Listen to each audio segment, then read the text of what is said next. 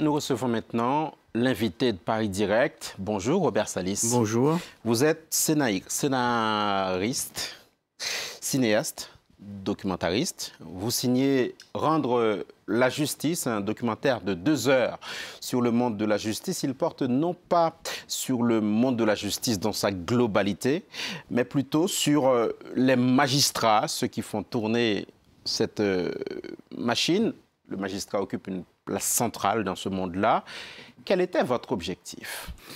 L'idée, effectivement, c'était de montrer que les magistrats sont avant tout des humains, donc à la fois avec leurs qualités et leurs défauts, parce que tout le monde s'intéresse à la justice dans la mesure où nous sommes tous des justiciables potentiels. Donc, et je me suis aperçu depuis très longtemps qu'on connaissait très mal ceux qui nous jugent, d'où le titre « Rendre la justice ». Donc les magistrats sont ceux qui rendent la justice. Effectivement, il y a beaucoup d'autres acteurs de justice comme les avocats, les greffiers, mais ce n'était pas le sujet du film. Le sujet, c'était de montrer qui sont les juges et leur part d'humanité, en fait. Et l'individu face à la machine judiciaire, on a vu passer l'affiche tout à l'heure. On regarde la bande-annonce de votre film, on se retrouve dans quelques instants. Robert Salis. Bien sûr que ça fait peur, la justice, et je comprends que ça fasse peur. On est terrorisé quand on vient devant la justice, à tout le moins très impressionné. Il ne faut jamais oublier pour un magistrat que le justiciable, lorsqu'il vient devant lui, c'est l'affaire de sa vie. Le cauchemar d'un juge, c'est de commettre une injustice. S'il suffit d'accuser, où seront les innocents ? Nous sommes tous des citoyens. Et à ce titre, nous sommes tous des justiciables potentiels. Nous devons juger comme nous aimerions être jugés. La justice peut être une machine à broyer, on nous le reproche souvent. Notre travail, c'est d'essayer de l'éviter, mais je ne vous garantis pas que je n'ai pas broyé quelqu'un. Je vis avec ça tous les jours. Extrait de la bande-annonce de votre film Robert Salis. La justice est faite pour impressionner, c'est ce que disent la plupart de vos interlocuteurs. Et quand on voit les moulures, les dorures, les hermines, on ne peut que les comprendre. Est-ce que vous avez senti cette volonté d'impressionner le justiciable quand vous avez tourné votre film ? Non, il y a une évolution de plus en plus marquée de montrer la justice sur un jour plus transparent. D'ailleurs, la construction et l'architecture des nouveaux palais de justice va dans ce sens. Et donc, tout ce qui est moulure, dorure, côté impressionnant, c'est essentiellement dans le palais de l'île de la Cité à Paris, en fait. Il y a encore quelques cours d'appel en province qui ont ce même principe. Il faut dire qu'autrefois, comme les gens étaient très souvent illettrés, ne savaient pas lire, donc l'idée c'était sur les plafonds et sur le mur, de mettre des fresques, donc un peu comme des bandes dessinées de l'époque, si vous voulez, pour expliquer aux justiciables qu'il valait mieux pas s'affronter à la justice, en fait.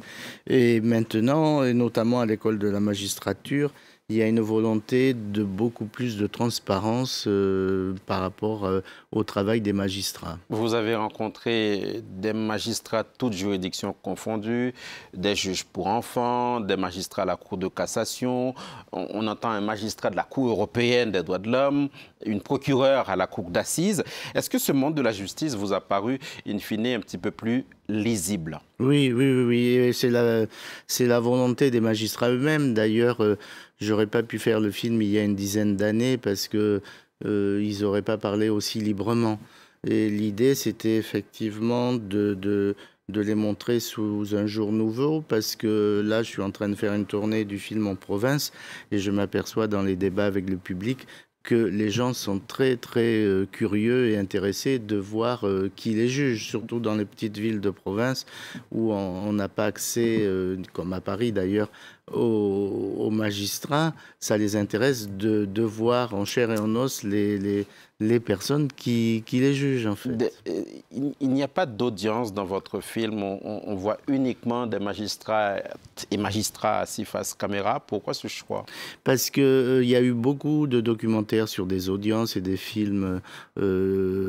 Privilégier une audience, ça aurait été faire un choix précis sur une affaire plutôt qu'une autre.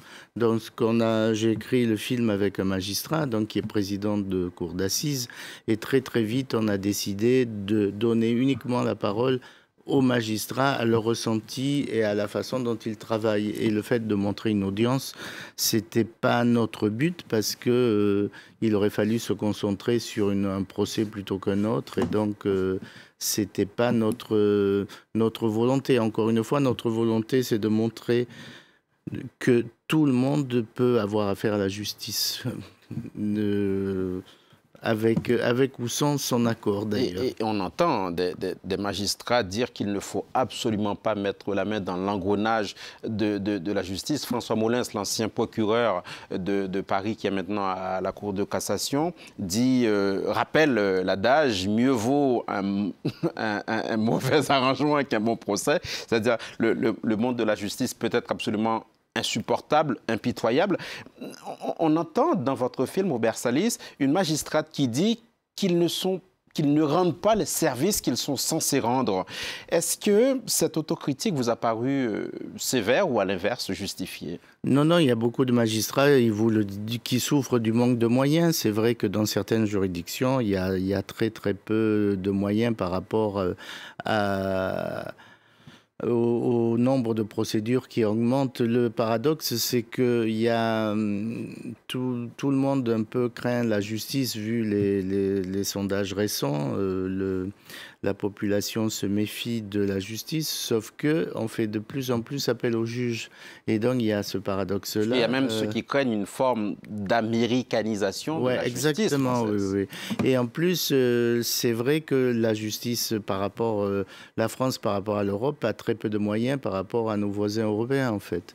Et l'idée, c'était que pour ces magistrats-là, moi j'avais très peur de leur regard, ils n'avaient pas du tout vu le film, et lorsqu'on a fait la première projection avec eux en avant-première, ils étaient hyper touchés parce que le plus beau compliment qui m'est fait, c'est qu'ils n'ont pas été trahis, en fait. Et ça m'a fait le plus plaisir. C'est un document qui est assez riche d'enseignements, Robert Salis. On apprend par exemple que la profession de magistrat se féminise de plus en plus, ce qui fait s'interroger sur une intervenante sur la diversité dans ce métier. Un autre élément qu'on a pu entendre et qui m'a paru en tout cas surprenant, c'est la notion de justice coloniale. Il y a cette magistrate qui a débarqué à Cayenne, elle était jeune au tout début, et qui passe à un moment donné pour une sorte de représentante d'un ordre colonial ou d'un ex-ordre colonial. C'est assez surprenant, non? Oui, parce que son expérience en Guyane l'a beaucoup marqué. Elle a aussi exercé à Mayotte. Donc c'est vrai que ce qu'elle a mal vécu, c'est que elle vient avec une justice quand même de métropole comme ça, qui est assez rigide et qui tient pas compte donc des coutumes et donc de la façon dont les habitants, dans la population, dans ces pays, dans ces départements d'outre-mer, ont une vision de la justice, en fait. Et c'est une expérience qui l'a beaucoup marquée, en fait. C'est ce qu'elle dit dans votre film. Il est aussi rappelé, Robert Salis, que la loi est la même pour tous, mais que en fonction de certaines considérations territoriales, selon que l'on soit dans une grande ville ou dans une petite ville, elle peut se révéler ne pas être la même pour tous, finalement. Est-ce que vous avez constaté, vous, une sorte de justice à deux vitesses, j'ose le mot? De toute façon, il y a des magistrats qui en parlent de la justice à deux vitesses. Le problème, il est que, effectivement, selon certaines juridictions, ils doivent composer avec la façon dont la population évolue.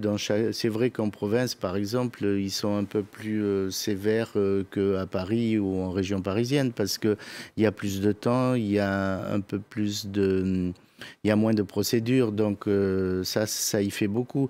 Mais c'est vrai que surtout pour les audiences à juge unique, par exemple, qui sont beaucoup en matière civile, c'est vrai que la façon dont vous êtes jugé dépend beaucoup du juge que vous avez en face de vous, en fait. Est-ce que vous, à l'issue de ce tournage, vous avez plus confiance dans la justice, parce qu'on sait qu'il y a une crise de confiance, parfois, entre les magistrats et les justiciables. Oui, mais la crise de confiance, elle est partout, même envers les politiques. Mais là, on parle de la justice. De la justice. Écoutez, moi, le fait de... Parce que le film, ça fait 6 ans que je travaille dessus, donc j'ai vu la façon dont les choses ont évolué. Et moi, j'ai été agréablement surpris qu'il y ait cette volonté chez les magistrats, que ce soit à leur début ou des magistrats complètement... vraiment les sommités de la profession. Donc, il y a cette volonté vraiment d'expliquer, de montrer aux justiciables la façon dont ils travaillent et dont ils les jugent, en fait. On laisse votre film quelques secondes, Robert Salis. Vous êtes un documentariste d'expérience, réalisateur. Vous avez travaillé avec les plus grands, on peut citer notamment Marguerite Duras. Alors, avant, parce qu'on s'achemine lentement, mais sûrement vers la fin de cet entretien, quel regard est-ce que vous portez en tant que cinéaste sur la controverse entourant actuellement le monde du cinéma, avec notamment l'Académie des Césars? Ben écoutez, tout ce qui va dans le sens de plus de transparence, c'est hyper important. Cela dit, puisqu'on parle à propos du film, les enseignements que nous apprennent la justice, c'est qu'il faut respecter la présomption d'innocence et le contradictoire. Et ça, c'est hyper important. Il faut faire attention à ce que tout ce qui est jugement un peu trop hâtif ne soit pas vraiment... ne mette pas les gens qui sont concernés au pilori. Et ça risque d'être assez grave parce qu'on tombe dans l'excès inverse.